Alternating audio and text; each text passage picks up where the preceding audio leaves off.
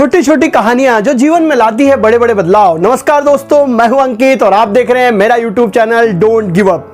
आज फिर हाजिर हूं मैं बहुत दिनों बाद आप लोग के सामने एक नई कहानी लेकर, एक नए मैसेज के साथ। तो कहानी है एक गुरु और शिष्य की।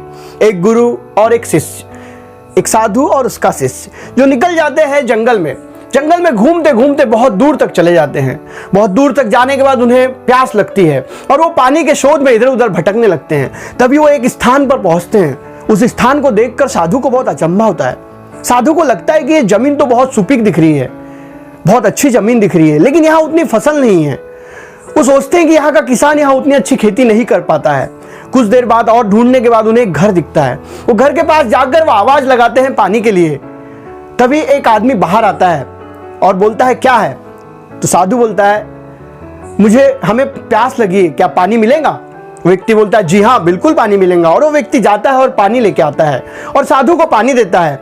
साधु उस व्यक्ति से कहता है कि यहाँ का जो वातावरण है बहुत अच्छा है, बहुत प्रफुल्लित वातावरण है, और इस प्रफुल्लित वातावरण में आपकी जो जमीन है वो भी बहुत अच्छी है, लेकिन फसल उतनी अच्छी नहीं है। आपका घर भी कोई इतना बेहतरीन नहीं है, आप ऐसा कोई सधन जीवन जीते हैं ऐसा भी नहीं लग रहा है, तो ऐसा क्यों? तो व्यक्ति बोलता है कि मेरे पास एक भैंस है जो कि बहुत अच्छा दूध देती है और उसके दूध से ही मेरे घर का पालन पोषण हो जाता है। मुझे जो खाने पीने लगता है, जो छोटी मोटी चीजें लगती है बहुत जरूरी, वो सारी चीजें उस दूध से पूरी हो जाती है। तो भैंस के कारण मेरा लालन पोषण चल रहा है। साधु और शिष्य को शाम हो जाती है तो साधु और शिष्य डिसीजन लेते हैं कि आज हम यही आराम करेंगे, और वो लोग उस व्यक्ति से सम्मति लेते हैं कि हम यहाँ सो जाएं। तो वो व्यक्ति बोलता है, जी हाँ बिल्कुल, और साधु और शिष्य वहीं रात में आराम करने लगते हैं।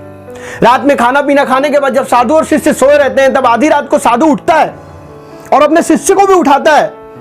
शिष्य घबरा जाता है, क्या हुआ? साधु कहता है कि हमें यहां से जाना है अभी। शिष्य बोलता है, साधु को क्या हो गया भाई, इतने जल्दी जाना है? जी हाँ हमको जाना है यहां से, और जाते जाते ये जो व्यक्ति है इसकी भैंस भी लेके जाना है। शिष्य थोड़ी देर के लिए असमंजस में आ जाता है।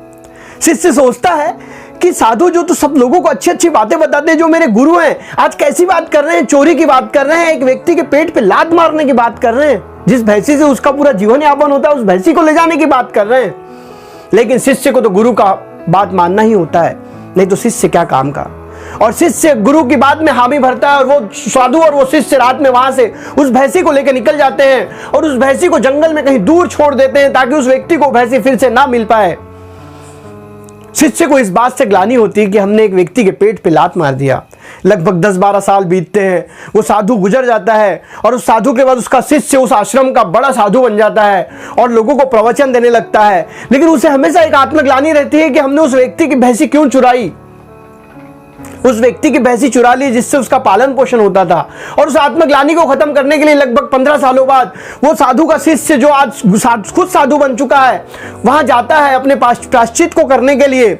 जब वो वहां जाता है तो वो देखता है कि यहाँ तो बहुत अच्छा घर बन चुका है, यहाँ की खेती बहुत सुंदर बन चुकी है, जहाँ फूलों की खेती हो रही है, जहाँ फलों के बाग हैं, जहाँ धान की खेती हो रही है, जहाँ गाय भैंसों का अंबार लगा हुआ है, जहाँ दूध की गंगा बह रही है।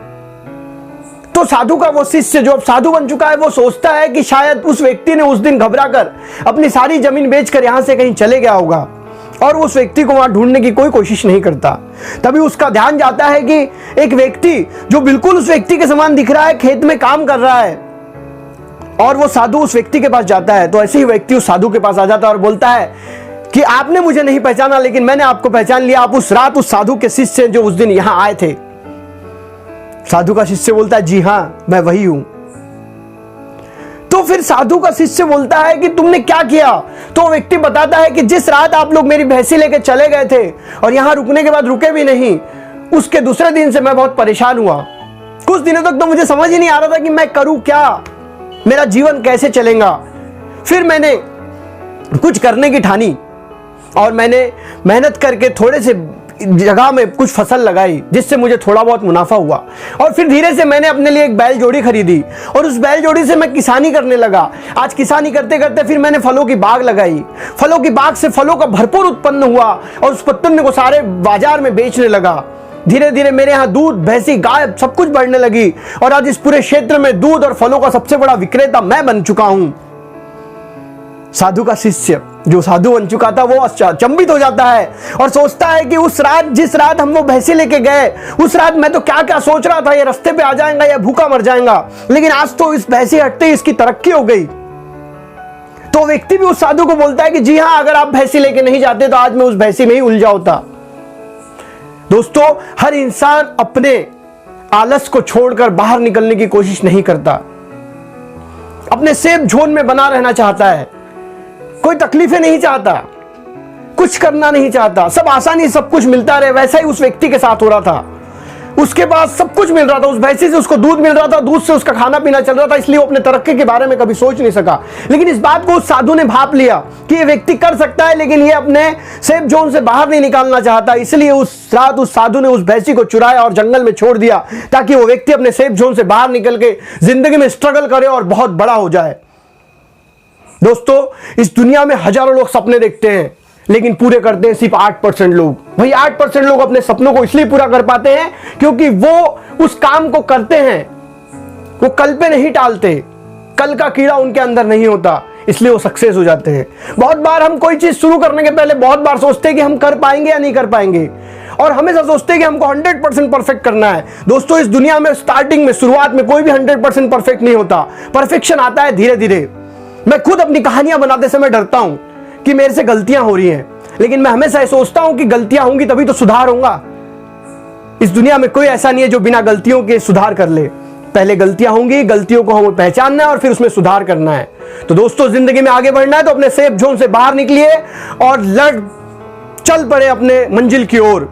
ठान लीजिए कि कुछ करना है, ठान लिया तो ठान लिया, और तभी आप अपने सपनों को पूरा कर सकते हैं। अगर आपको मेरी कहानियां अच्छी लग रही है तो प्लीज मेरे वीडियो को लाइक कीजिए, मेरे चैनल को सब्सक्राइब कीजिए और शेयर करना ना भूलिए, ताकि ज्यादा से ज्यादा लोगों तक मैं अपने वीडियोस पहुंचा सकूं। जय